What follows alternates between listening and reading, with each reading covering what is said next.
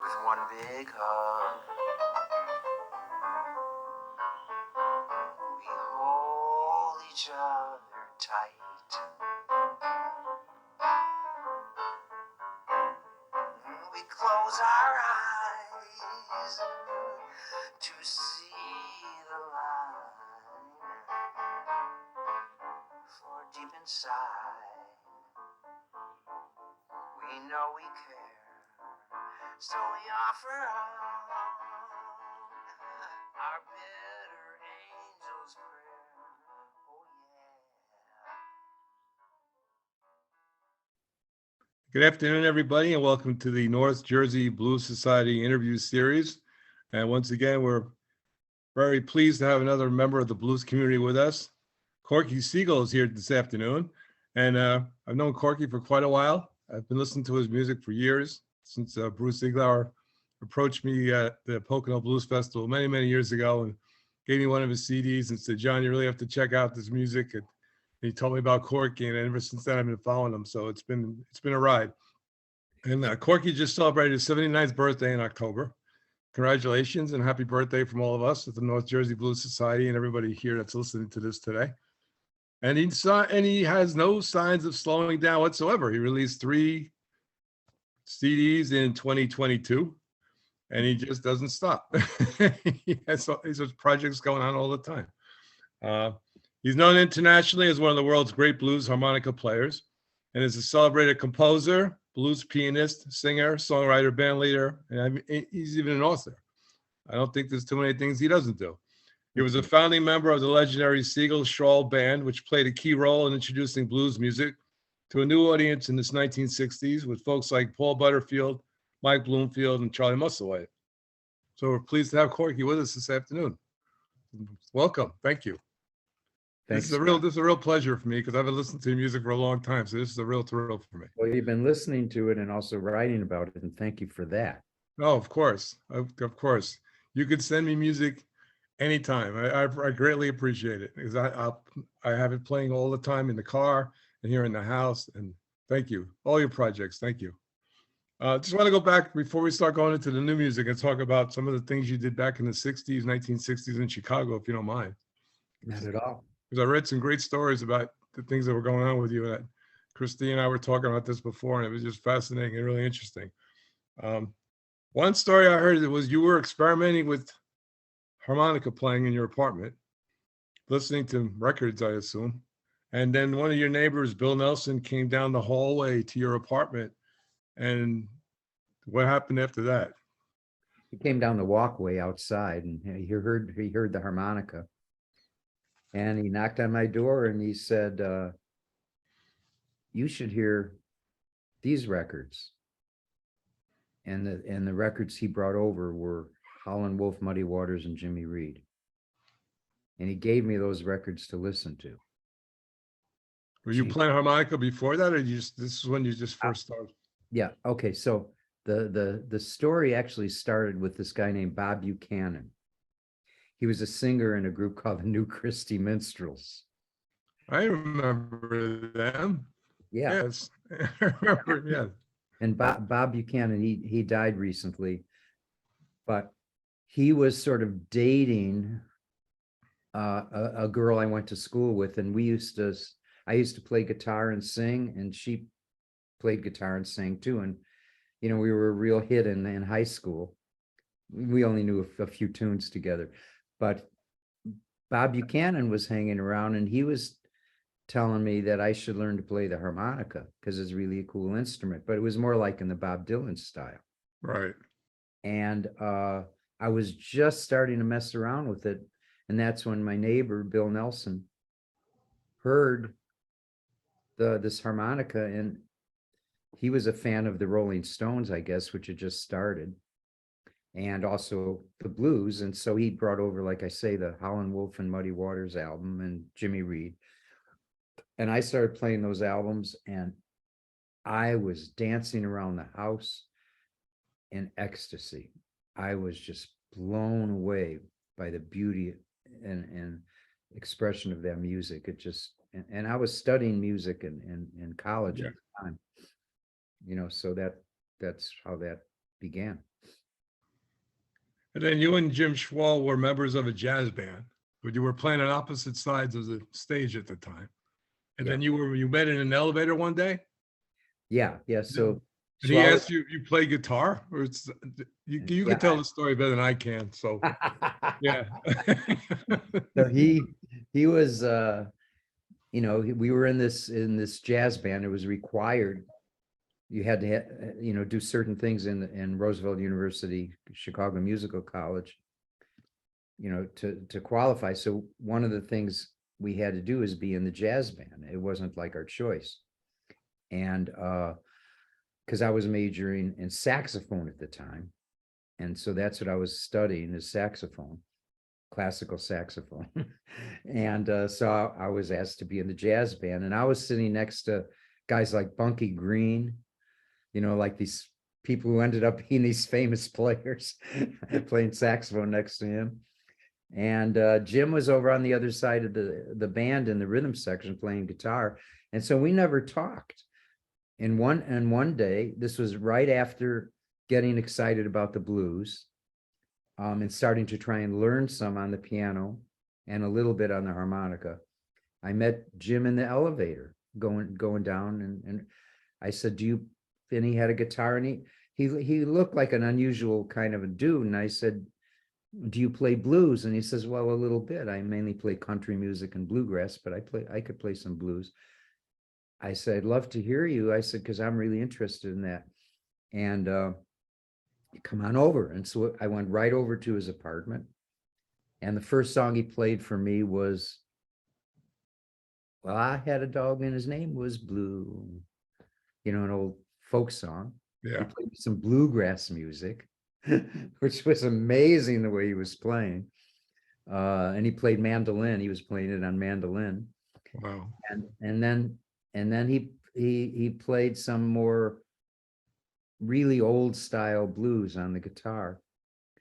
And then he came over to my place. I was on the south side of Chicago. He was on the north side, and started working up a repertoire and created a 2-man blues band where I had drums under the piano. The neighbor that brought the records over, Bill Nelson. Bill Nelson, yeah. I also purchased his portable piano. It was a Wurlitzer piano. I had no idea that was the standard piano of all the blues players. Yeah. And that's what I Wurlitzer. bought. And Yeah. I bought it just as a piano, not necessarily specifically with blues or anything in mind, but just so I had something I could play outside Yeah. somewhere else. Did you go and get gigs in Chicago? Was it soon after that? Were you playing in Chicago? Well, Jim and I got a repertoire together. Let me give you a sidebar here. Before we actually started really getting a repertoire together, we had just met, and I was learning to play the harmonica, and Jim Schwall actually taught me some things on the harmonica, because he was a harmonica player for Mike Bloomfield. Yeah. at one Yeah. point. So I read that. I knew that too. Yeah. yeah, so we wanted to go out and just find somewhere to play, and he was carrying his guitar and I was carrying my harmonica, and we walked into this place in Hyde Park. It was a little coffee shop, and we walked in. There was no one in there except like 2 guys sitting way in the back, and one guy serving the coffee, but to only 2 customers. We said, hey, you mind if we play? Well, just we wanted to play somewhere that wasn't Right. in our apartments. Yeah. Going to get it out. Yeah, you want to get out and actually play somewhere where people could see it and you can get some interaction. You're playing in your apartment. I know, right? Yeah. So we're out there. So Jim gets his guitar out and I play harmonica, and we just play a couple songs, and that was it. And these 2 guys come over and they said, we would be really interested in you working with us on this play we're working on. It's a musical, and it's about capital punishment. And Jim and I said, oh, we'd love to. And so we started working on it, weeks and weeks and weeks went by, writing songs and, all this kind of stuff. And And one day they said, this was going to be just two of us on stage, but we think you guys should be on stage with us, and we should make it a four-man musical. And they rented once we started writing a bunch of it, they rented a space at the Harper Theater where we were going to put the musical on. And we were working with them for like at least 6 months, almost every day. And these two guys were amazing creative geniuses. And they came to my parents' house and we did some stuff there, which is actually where I was living. Wait a minute.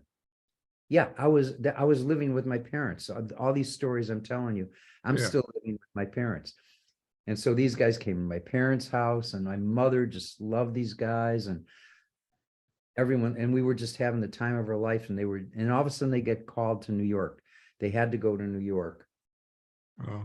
And so to jump ahead, when Jim and I became the Siegel Schwal Band a year or so later, from these stories I'm telling you, we're playing at the scene, Steve Paul's scene in New York, and these two guys walk in and they look wild. One guy has like a big natural like that, and another guy long hair all the way down his back. And they say, Corky, Jim, we're still working on that musical, and we'd still love you to write the music for it, but we've changed the plot. It's about the hippie movement in San Francisco, and we're calling it Hair. Oh my God. This was Rado and Ragney, creators of the musical Hair. And they wanted us to write it. And so we weren't able to because we were on the road, and that's a good thing because it would have been horrible. But anyway, that was a sidebar. But that's so cool though. That's amazing. Yeah.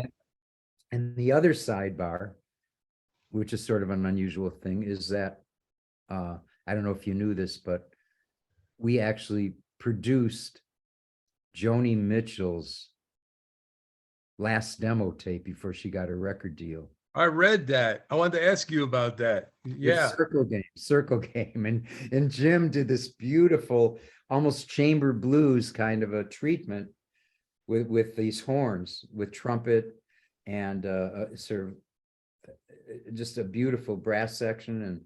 And for the song Circle Game, it was quite an interesting piece of music. And there's a tape of Joni Mitchell doing a performance in Toronto, talking about the record she just made with us and how much she loved and she was singing the horn parts and everything like that. Yeah, that's amazing, because I read some of the things you had to say about Joni, and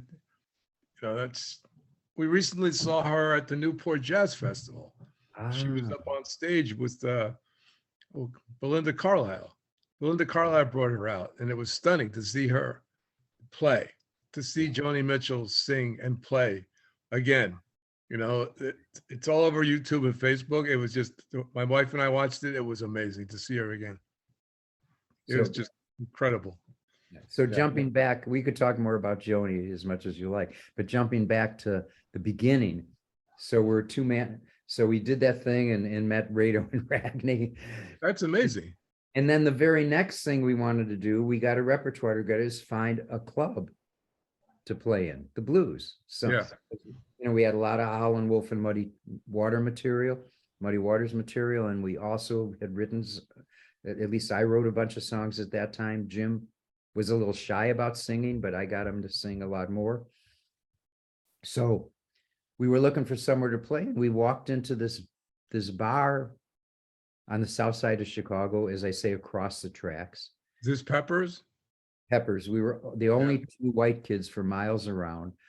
And I didn't know from Peppers. I didn't know what Peppers was. I just saw it was a bar where we could maybe play. And it was in the afternoon. And we just walked in and we said, hey, we love playing here. What's the situation? He says, you know what? We have the ladies crowd coming in this afternoon. Could you bring your stuff in and play right now? And we said, sure. And so we unloaded the stuff and we did the two-man band thing to the ladies crowd. And he came up to us, this guy who so happened to be Johnny Pepper, and said, I'd like to hire you to play every Thursday night. And we didn't know, I didn't know what was going on. And he said from 9 at night till 4 in the morning, but we don't want the 2-man band. We're going to hire you a bass player and a drummer. So this is why I call my story about my life is I'm an innocent victim of incredible good fortune. It's true, because I've been reading so many stories the past few weeks to get ready for this interview, though I knew a lot of them before. And it's exactly what it is. I've got notes here and I've got so many questions to ask you. We could be doing this for hours, because it is. Your life is a bunch of circumstances that come into, into so many different things. And out of nowhere, it'd be different if I was a name, a recognized name, but I was just coming out of college, and we weren't even called Siegel Schwal. I didn't even have, and all of a sudden all this stuff is just coming to me out of nowhere. So, and so who does he hire? Every Thursday night, a different rhythm section. If Howlin' Wolf wasn't working that night, his rhythm section would come and join us. Howlin' Wolf would jump on stage. All these blues masters started showing up and hopping up on stage with us. Yeah, I read that Muddy was there, Wolf was there, Buddy Guy came in, Junior Wells. Yeah, they all came in and took us under their wing and sat in with us. And it was I have a question for you. Is Huh? this story true? That one night there was a drunken guy who wanted to play harmonica with you up on stage, and you told him to come back when he was sober, and people in the audience started yelling at you to let him play, and you found out that it was Little Walter? Yeah, they would let him sit in. He's Little Walter. And the way I tell the story, I say, it gets worse, because I'm thinking, who's Little Walter? Oh, I was just listening to the music. I never turned the albums over and looked at the back cover and read who was in the band or anything. I just was totally focused on the music and being so inspired by it. And they said Little Walter's there, and I didn't even know it was him. And people yelled, "That's Little Walter," and I still didn't know who it was. Fortunately, I said, "Come on and sit in," and I went, "Oh my God, that's Little Walter." so that story is true. Was he inebriated? Was he? Oh, he was amazing. I don't know. Yeah, he was drunk, but man, he played. It was like, oh my God, that's Little Walter. He's playing, because I recognized him from the Muddy Water album. Yeah, I recognize his playing.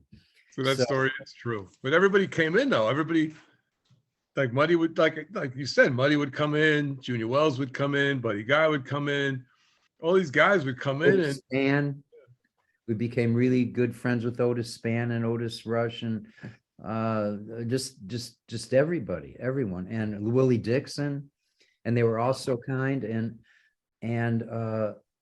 it was, and every Thursday we pretty much had a different rhythm section, playing with all the greatest blues rhythm sections in the world, a lot of them.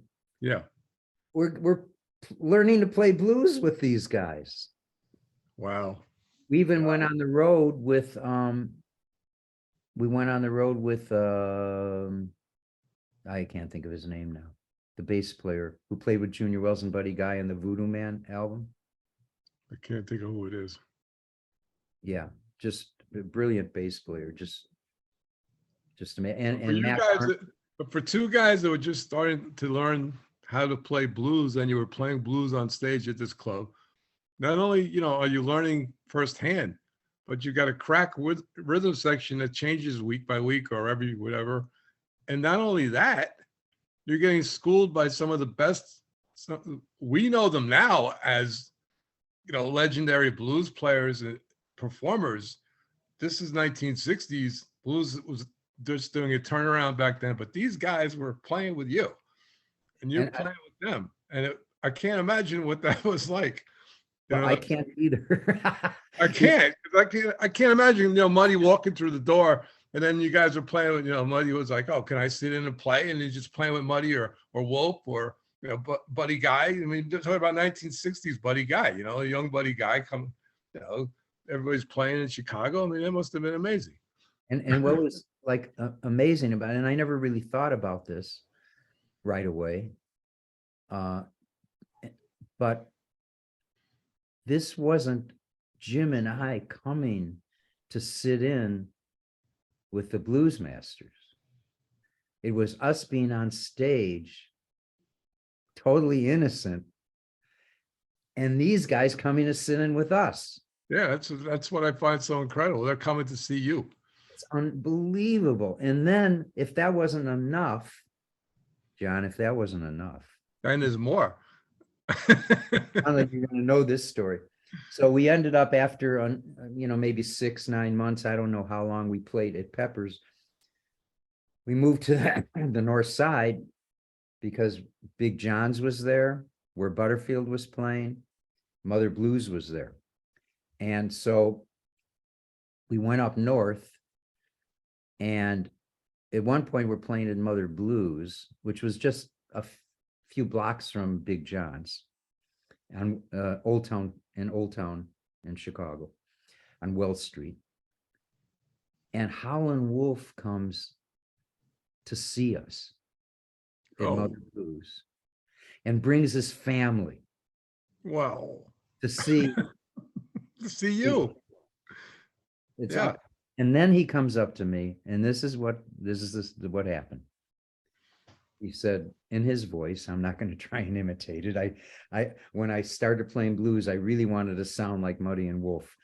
And that took about 30 seconds of trying and then going, yeah, right. Yeah, that right. That was it. Yeah. So Wolf comes up and he says, I love your band. He said, I love it so much. He said, you are my favorite band. He said, well, not exactly. My band is my favorite band, but I really love you guys, and I want to bring you on the road with me.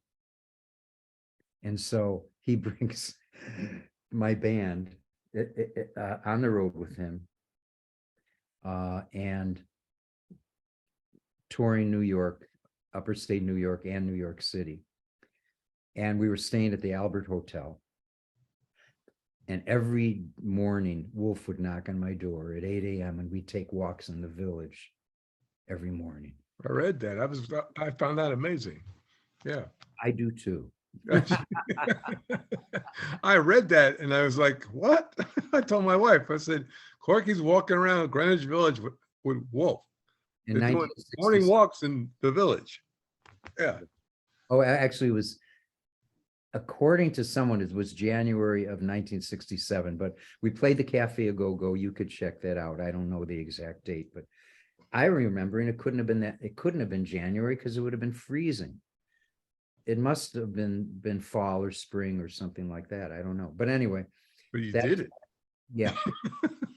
So that was amazing. And then literally at the same time this was all happening, that's when this guy used to come, another person used to come to see us night after night after night after night after night. Is this 1966? And then Yeah. somebody walks into, I got the story, a blues player and a classical conductor walk into a bar. Right. Big John's in Chicago. I'll let you explain it from there, but that's the setup. You can go from there. Yeah. It starts out like a joke, a blues guy. Yeah. And the and conductor. classic conductor walking to a bar. So this guy comes to Big John's night after night after night. He also came to Mother Blues. I don't tell that part of the story. And obviously he's like a big fan. He's a regular. He's there. He's dancing. He's hanging out. He comes up to me and he says, Corky, I'd like your band to jam with my band. Exactly what he said. And I'm thinking, what is this band and who is this guy? I had no idea.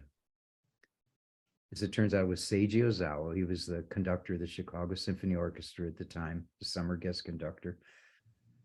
And he wanted the band to play, Siegel Schwal to play with the Chicago Symphony, because he felt, and he had a lot to say about this, classical music has been void of progress in the composition style. And it always had progressed by utilizing the folk forms of the day. Well, they ignored the blues, which he felt was a vital probably the most vital folk form to come along. It wasn't 100% ignored because now I can't think of the composer's name, Dvorak. He was inspired by blues. Seiji said he wants to bring blues to classical music. So it wasn't about coming to have the Chicago Symphony back up the Siegel Schwall Band. It was about finding a way of creating a collaboration. Right. The blues and classical. Not having the blues band play classical, not having the classical group back up the blues band or play blues. The idea was have them come together.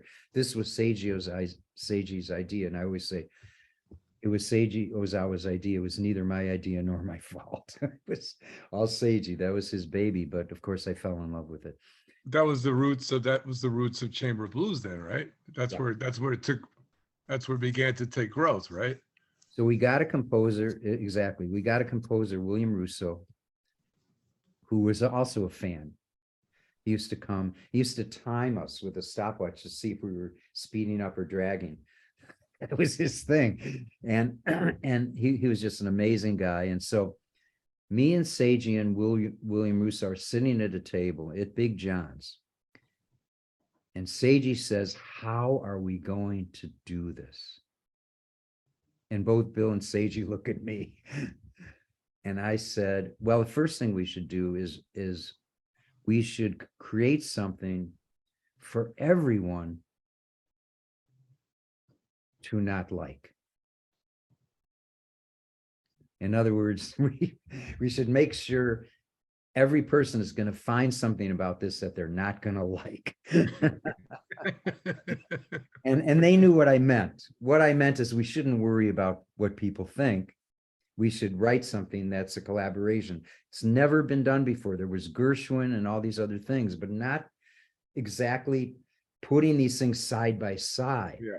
It was always a blend, a fusion, but this was sticking them side by side, these opposing forces. So they looked at me and said, how are we going to do that? And I said, certainly we shouldn't worry, but let's start with Charles Ives. Charles Ives wrote a classical piece of music called Music for Two Marching Bands. And he had the two marching bands play out of sync, out of tune at the same time. I said, so let's just have the blues band play and the symphony do something else and not worry about them fitting together. And then from there, we'll merge into something very melodic and tonal. And it's exactly what we did. We started out. So, Yeah. And then I said, then all the other possibilities are the symphony can play a classical ostinato. For instance, a classical ostinato is the Alberta bass, da da da da da da da da da. Sounds very classical. It's no, you wouldn't associate it with any kind of music other than classical. It's like so classical, da da da da da da da da. And then we'll have the blues improvise on top of that. Or we could have the blues band play a blues ostinato. And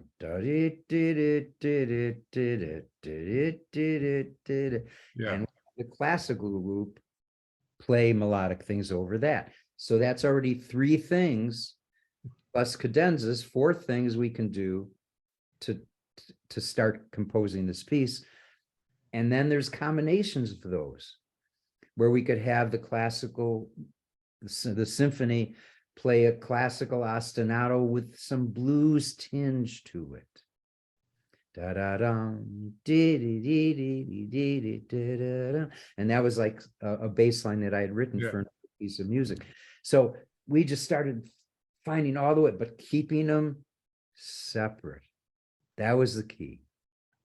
And so that's how we did it. And we performed the first one in 1968. In 1975, you were asked to write symphonic sonatas for the San Francisco Symphony Orchestra with Arthur Fiedler, right? Is that what happened? Yeah. In 75. Yeah.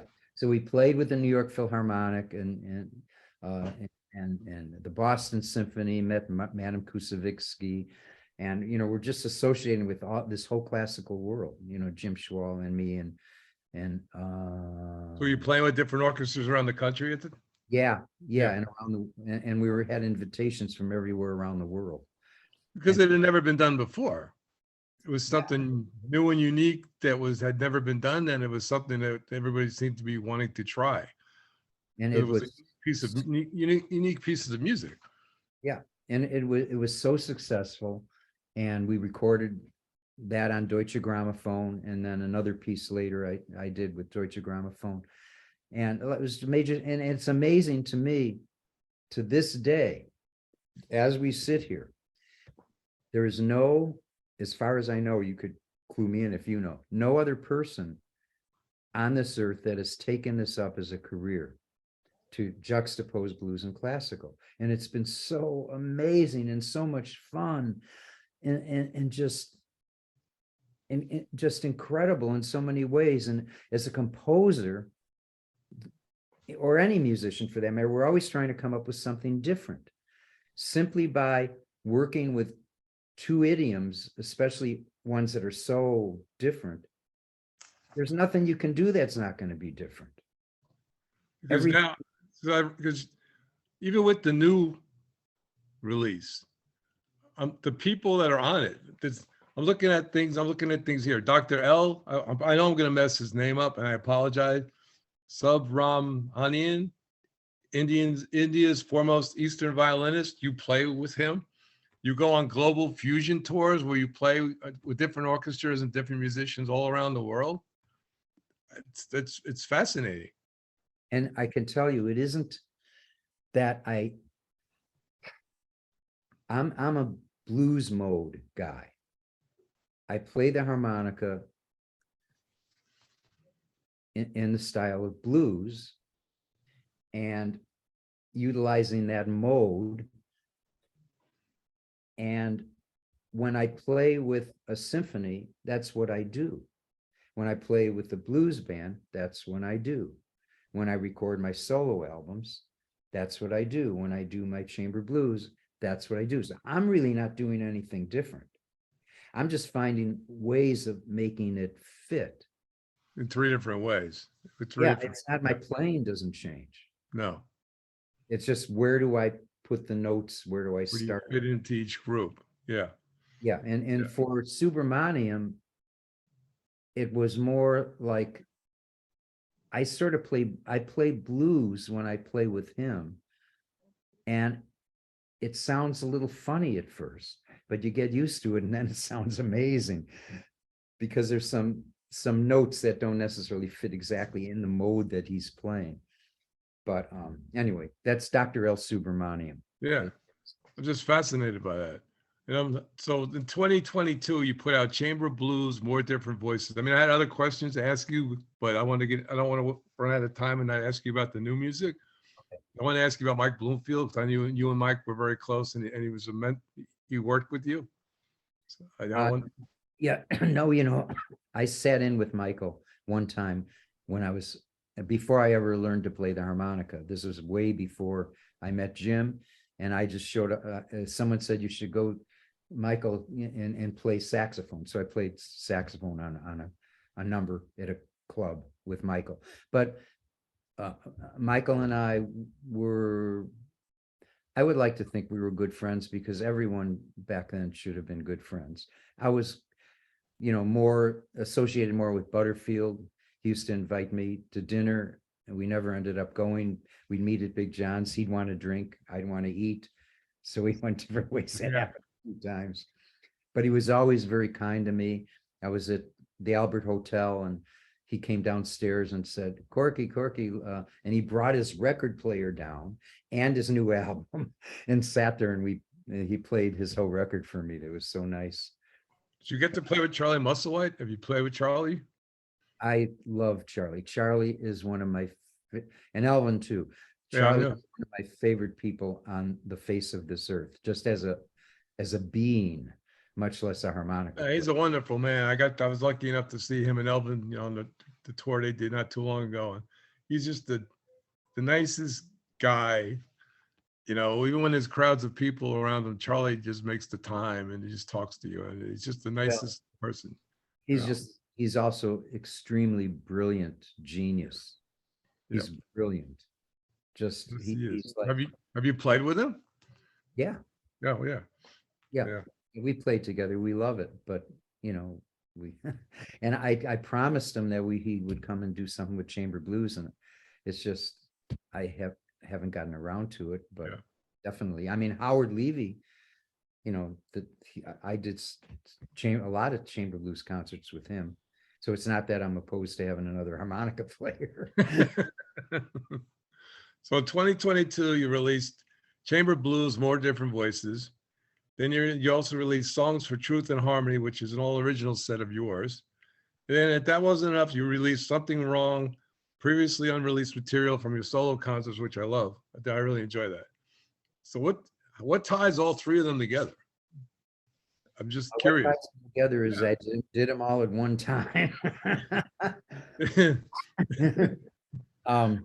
when I got them, I was thrilled, and I've been playing them a lot, and I love each one of them, but each one of them is so different and unique. There's a different sort of intention. The Chamber Blues was, you know, writing chamber blues music. That was intention, and that's a whole story in itself. Something's Wrong is just, I wanted to do another solo album, you know, and is a lot of material that was never recorded that I had written. And then the Songs for Truth and Harmony was 100% political. And I felt like it was a responsibility, you know. I said somewhere that I've always been writing music for my own delight. I always said that's the best I could do for my audience, is find out what I love and do that. And then bring that to the audience. And that's what I think artists do. And however, I felt like with all that's going on in the world, that it's time for artists to put out a message. Yeah. And the best way to describe my feeling about it is the song Better Angel's Prayer. If I could remember the lyrics, let me see. There's so much love that's been lost in the dust, with so much division and so little trust. What can be said to keep us afloat when we can't see the shore and we're all in one boat? And then it goes something about, we'll with all our something, we'll hold each other tight, we'll close our eyes to see the light, for deep inside we know we care, so we offer up the better angel's prayer. And here's the last verse, which is the better angel's prayer. May you follow the truth wherever it leads. May your something be steeped. May your life be steeped in only good deeds. May joy flow from you with every breath you take. May you live only in love for goodness sake. That's the better angel's prayer. So, I mean, that's the kind of message that all the psychologists and the great philosophers tell you what to do when people are being carried away by conspiracy theory. You can't approach them with the facts. The facts are the very thing that push them away further. You have to embrace them and let them know they're part of your world and your life, and you love them. That's where to start. Yeah. You can't get anywhere if you don't do that. And you can't do that because you think that's going to work. You have to do it because it's true. So the whole album is filled with that kind of sentiment, but all different versions of it, including one that isn't filled with that sentiment, which addresses the concept of lying. It's called the Big Time Losers Blues.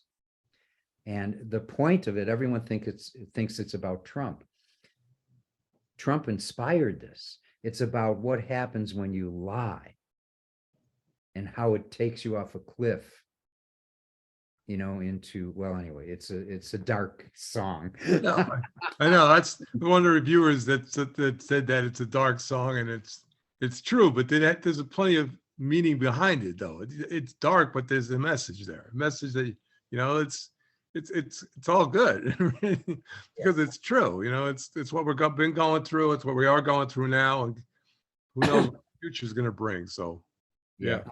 In the song, the punchline essentially is that and it doesn't say this, but I'm really begging people to not follow that off the cliff. Yeah.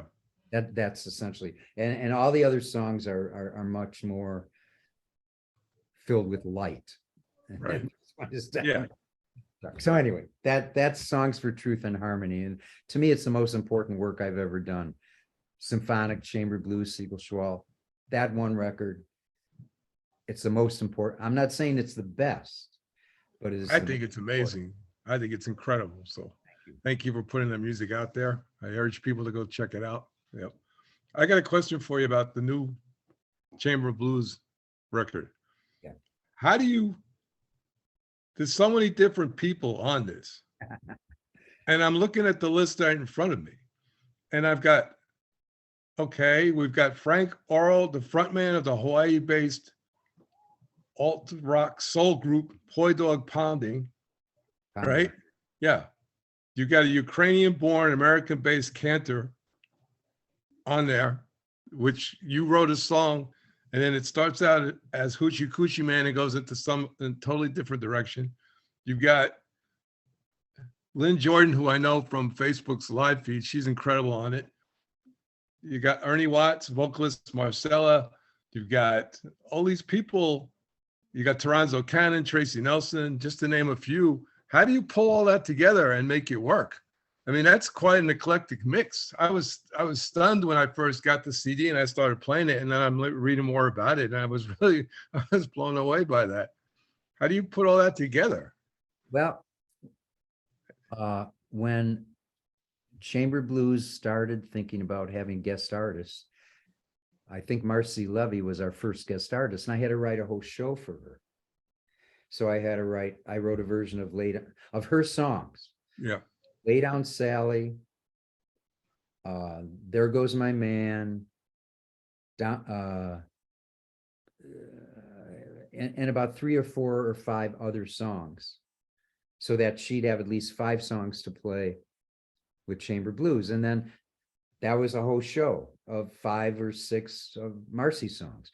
Then I have Howard Levy, so we did something with that. But then Tracy Nelson, I wrote a whole show for her. I wrote a whole show for Toronzo Cannon with a lot of his hit songs, like Insurance, which is on this. Yeah, Insurance is on there. Yeah. Yeah, and a lot of his other songs too. I can't think of the names of them right now, but so all I did was take my favorite from each show. So we did a bunch of shows with Tracy, a bunch with Marcy. We did only one with Toronzo, but again, so I had all this material of really stuff I really, really, really love.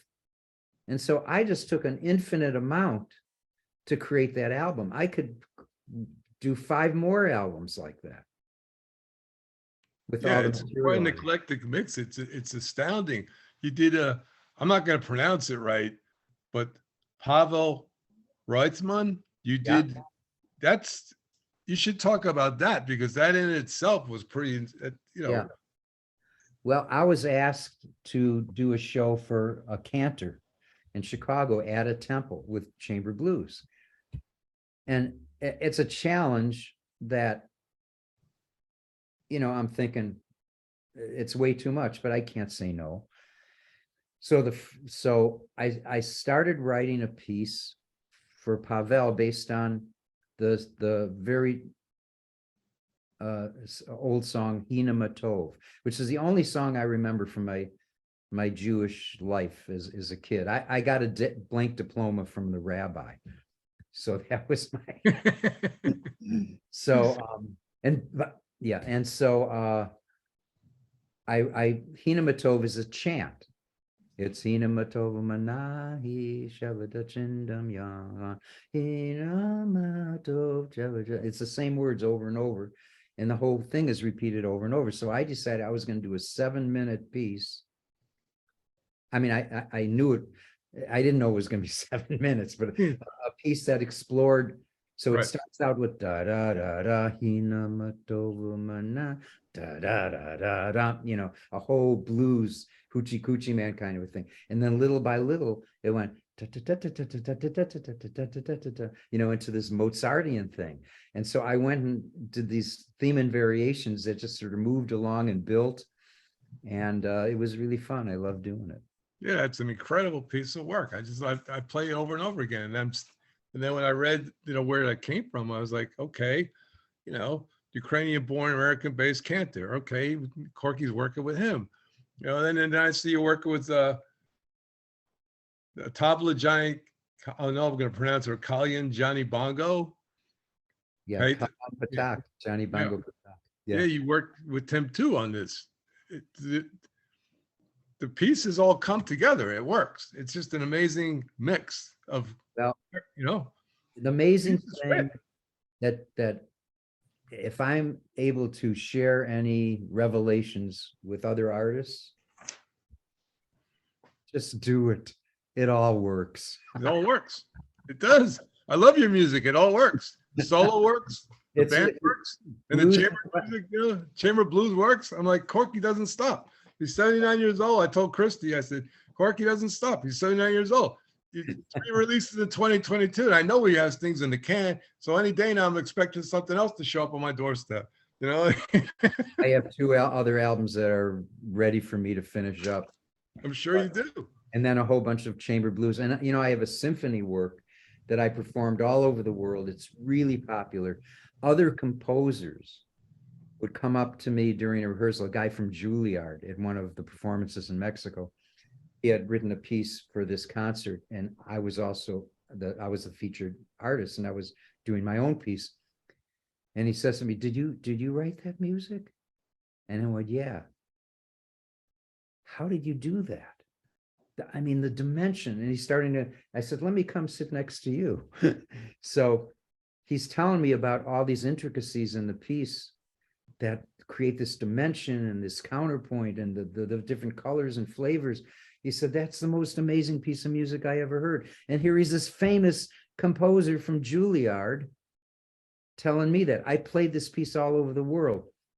It's never going to be heard unless I could record it. And to record a symphony piece is way beyond my pay scale. But I'm ready to record it. I'm, you know, at some point I'm going to try and see if I could raise the money, but I don't have many more years before I'm going to be able to actually do it. So, you know, there's a lot of my works that I've been, you know, I spend months writing one piece. You know, if I do a concert for Marcy, it takes me many, many, many months to just put the show together. And so with all these artists I have and all the music that's unrecorded, no one's ever going to hear it. The same with the symphonic. I have 2 symphonic pieces, actually more than that, but 2 major symphonic pieces that have been very successful that have never been recorded. No one's ever going to be able to hear them. How do you feel about that? How do you feel about that? You have all this work and nobody's ever going to hear it. How do you feel about that? I mean, you just don't, I know you don't stop that. Yeah. Well, you feel badly that people won't get to hear it, or are you just satisfied that you could play it at certain places and some people get to hear it? I feel like I'm an innocent victim of incredible good fortune, and I just go along with whatever happens. I've had more recognition than than any artist could ever desire. And I feel like, you know, this is life. When it comes right down to it, everything is a sand painting. Nothing lasts forever. If the universe was meant for people to hear the symphonic piece, for instance, or the other chamber blues pieces, something will happen. Yeah. And if nothing happens, I get a vacation. I don't have to start working on all this stuff. If someone says, here's the money for the symphony piece, all of a sudden, great. That I love that, and I'm excited about it. And now at my feet is this tons of amount of work for me. It's joyful work. But so I win either way. Yeah, you win either way. The only people that lose are the ones that would like to hear the symphony piece that aren't going to be able to hear it. And, but I have to tell you, all these albums that I just did, the 2 of the 3, only exist because of the community coming around and funding it. This is the community's projects. The Chamber Blues is completely exists because of community funding. And the same with Songs for Truth and Harmony, and also the first Chamber Blues album of Different Voices. I mean, this is my 5th Chamber Blues album, my 7th classical blues album. But the first Chamber Blues, which is just called Different Voices, that was community support, and also more Different Voices and Songs for Truth. All the community. I wouldn't have had any more records. I would have been finished. I would have been doing some live shows, and that would be it. So I just don't have, I'm at the end of my life. I need to survive, and I can't be spending money on music anymore. You still touring around the world? Are you still are you based here in the States, or you still going out? Yeah, I'm doing what I call Vaxxer Masker Aid concerts, which is where proof of vaccine and masks are required. And I explain it on my website. And a lot of it has to do with choice, individual choice. Is that a lot of people my age, 79, 80, they're not going to go out unless everyone else is wearing a mask. So I'm offering a choice for older people who are mostly my audience to have a place to go to hear music. So I'm offering an individual choice of people that literally don't have a choice, because most people aren't requiring these safety precautions. Because for us, if we get COVID, I don't know how old you are. I'm 65, so Well, I've had COVID twice already. So believe me, I know it's been throughout the house a few times already, around the bend. My daughter had it a couple weeks ago, so she's 18. But yeah, I'm 65. So yeah. So anyway, I'm taking, I know I'm taking a different perspective on COVID and looking at it in a different way. And I won't go into it now, but you could look at it. It's on my website, and on the Now, Corky Siegel, corkymusic.com/now. And Now has my concerts and everything listed, which I don't have. I have some stuff coming up in May, so I don't have anything listed. But if you scroll down, it says COVID, and it talks about my perspective. It's not like other people. yeah. Different perspective. It's based on the science, and I study it. Oh, I get it. Every day. And I'm just trying to do what's right from this particular point of view. Yeah. Yeah. I got another question before we go. I read this quote that says, there are exceptions in all forms of music where people are just going to express themselves like blues players, immersing themselves into the performance no matter what happens. Blues is on the pedestal. It's the example of the way it should be for all forms of music. What is that? Can you explain that? Yeah. I found that quote. I love that quote. Yeah. I look at all music as one thing. I don't say blues is the best kind of music, or this is, it's all the musical elements, just dancing with joy. That's what they're made of. That's music.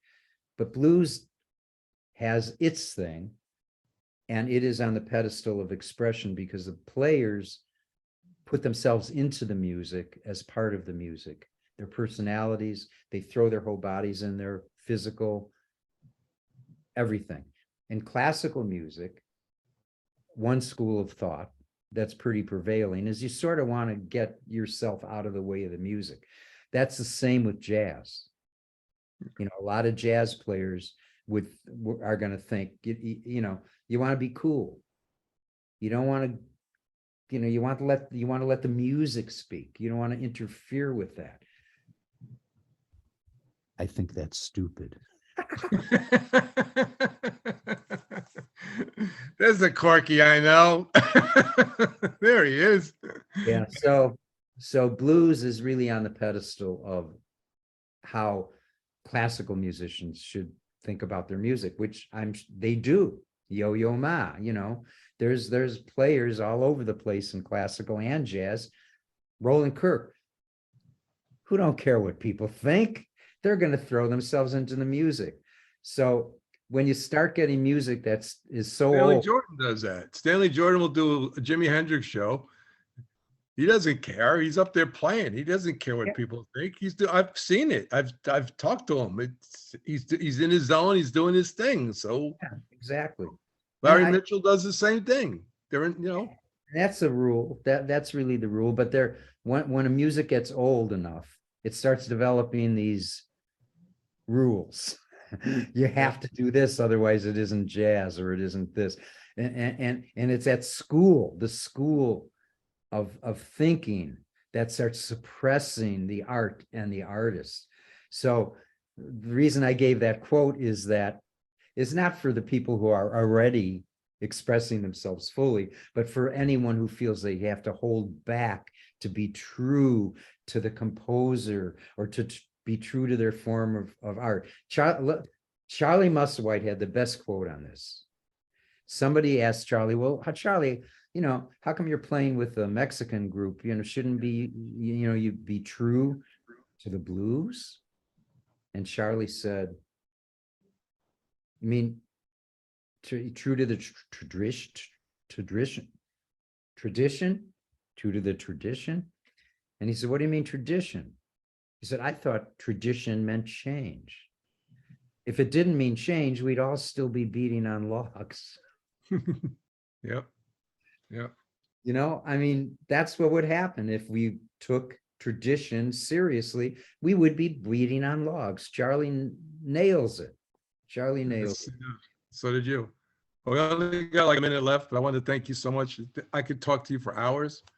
I wish we had more time, because I could talk to you for hours. I told Christy I could spend days talking to you. I was so excited to do this interview. I couldn't wait to do this interview. I thank you so much. I urge everybody to go to Corky Music, www.corkymusic.com. I urge everybody to check out Corky's Chamber Blues, More Different Voices, Songs for Truth and Harmony, and Something Wrong, and check out all Corky's other music. He's a music icon, an American treasure, and this has been a wonderful afternoon. I really appreciate it. Thank you so much. And I got to tell you, John, we forgot to mention it, that the new Chamber Blues album won the best albums of 2022 for Downbeat magazine, and the first one editor's pick for 2017. So congratulations. I'm happy about that. You should be. It's well deserved. Thank you. This has been a wonderful. I can't tell you how this has been great. I've been wanting to meet you for a very long time. So great to meet you, John. Really great. Really, thank you for sending the music. Thanks for keeping in touch all the time. I really appreciate it. Thank you. No, thank you.